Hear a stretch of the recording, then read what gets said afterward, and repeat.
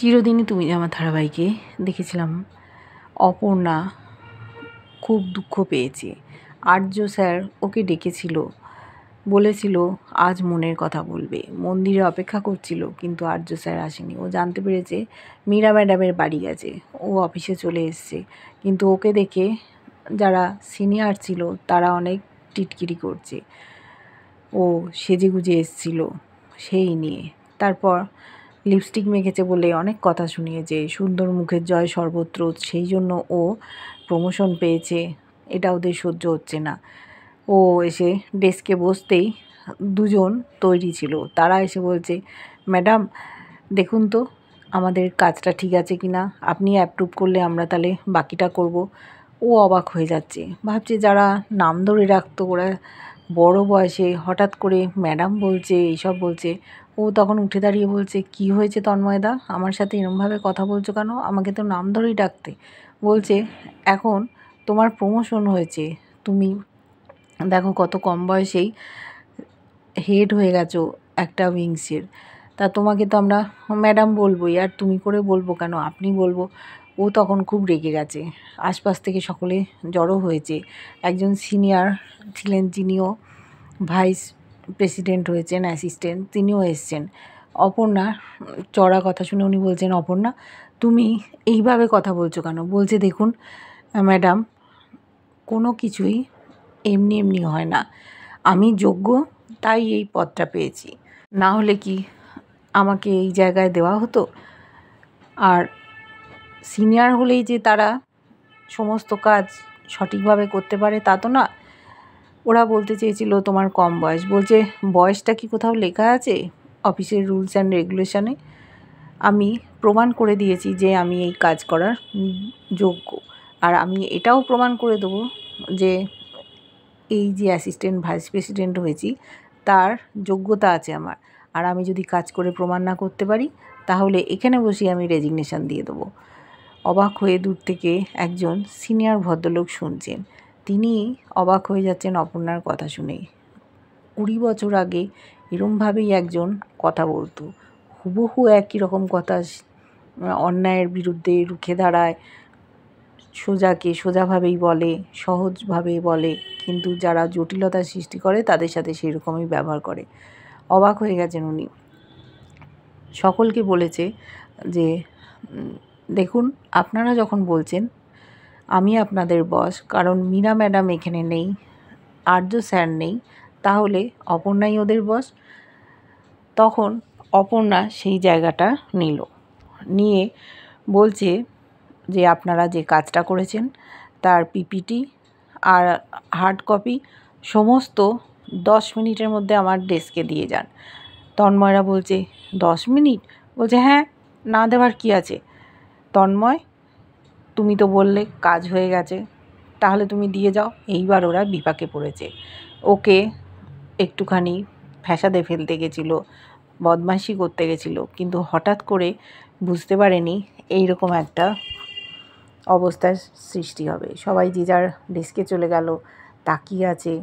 অপর্ণার হঠাৎ সম্বিত ফিরেছে, ভাবছে আমি এই কথাগুলো বললাম, কি করে বললাম? আমি তো এইভাবে কারোর সাথে কথা বলি না, কি হয়েছে আমার বুঝতে পারছে না। তাও ও ভাবলো যে আমাকে প্রমাণ করতে হবে আমি এর যোগ্য কিনা।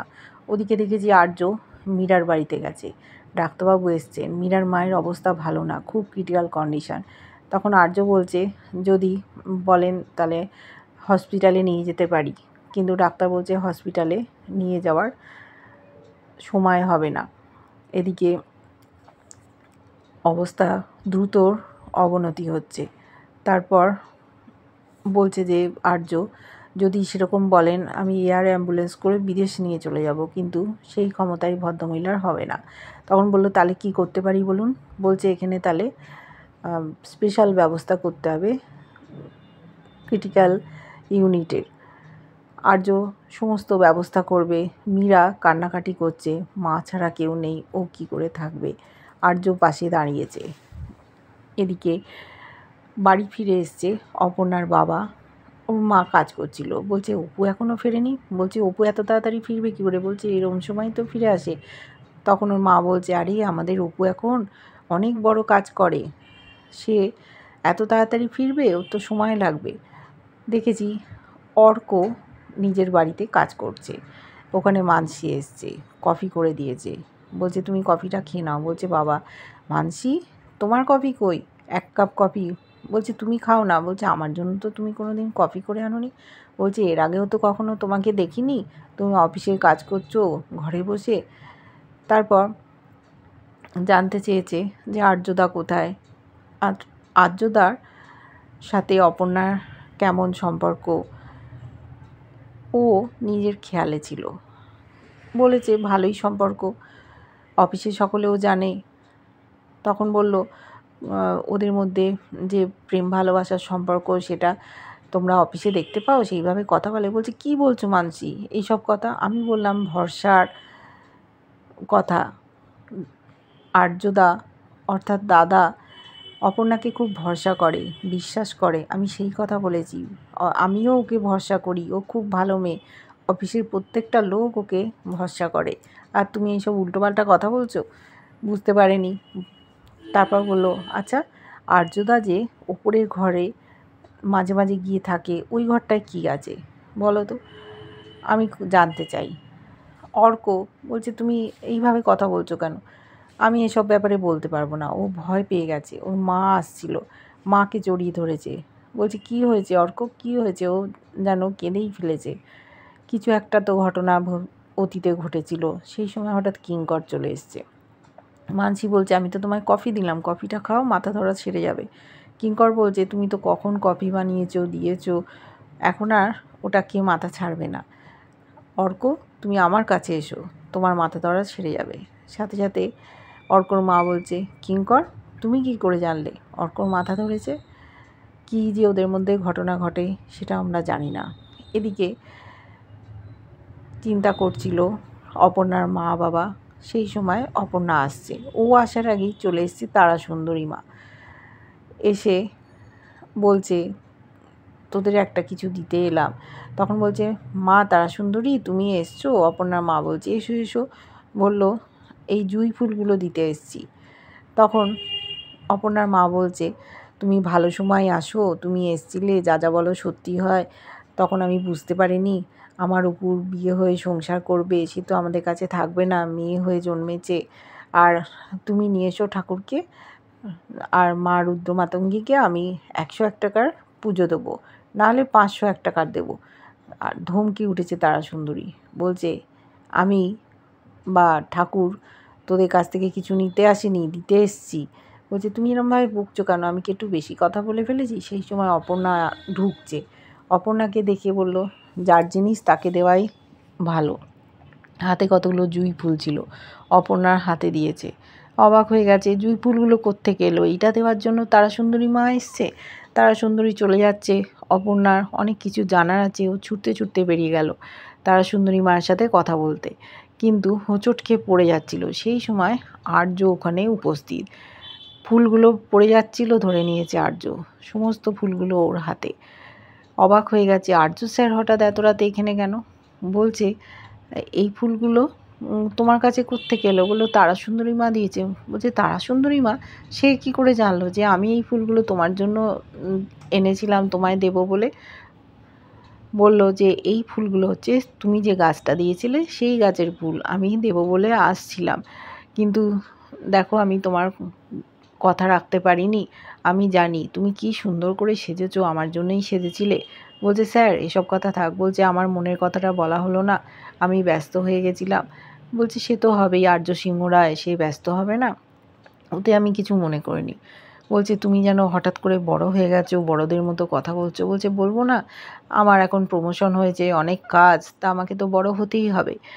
বলল যে আমি মীরার বাড়িতে গেছিলাম, মীরার মা অসুস্থ। বলল অপর্ণা আপনি তো আমাকে একবার ফোন করে জানাতে পারতেন, আপনি কোথায় গেছেন একবারও জানানোর প্রয়োজন মনে করলেন না।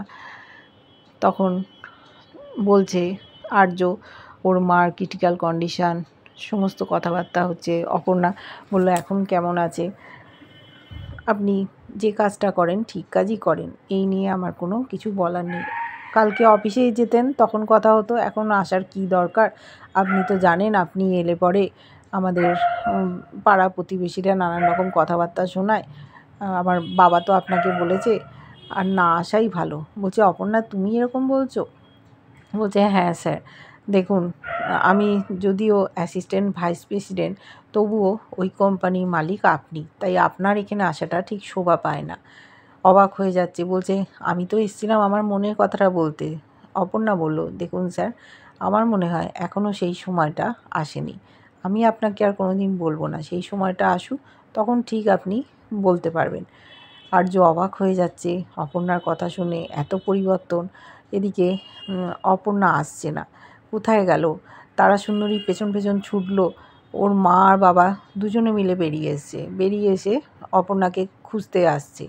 অপু অপু করে আসছে আর্য আর অপর্ণা একসাথে। ওরা তো দেখে অবাক, আর্য স্যার এখানে কেন? ওর বাবা বলছে, আর্য স্যার আপনি এখানে, কী ব্যাপার? ওরা দুজন মুখ চাচাই করছে, কোনো কথা বলতে পারছে না। এরপর দেখব যে আর্য কী করে, মীরার মায়ের কী অবস্থা হয়। কেমন লাগছে ধারাবাহিকটা জানিও। ভালো লাগলে লাইক কমেন্ট সাবস্ক্রাইব করে যারা ফেসবুক পেজ থেকে দেখছো ফলো করে সাথে থাকার অনুরোধ রইল।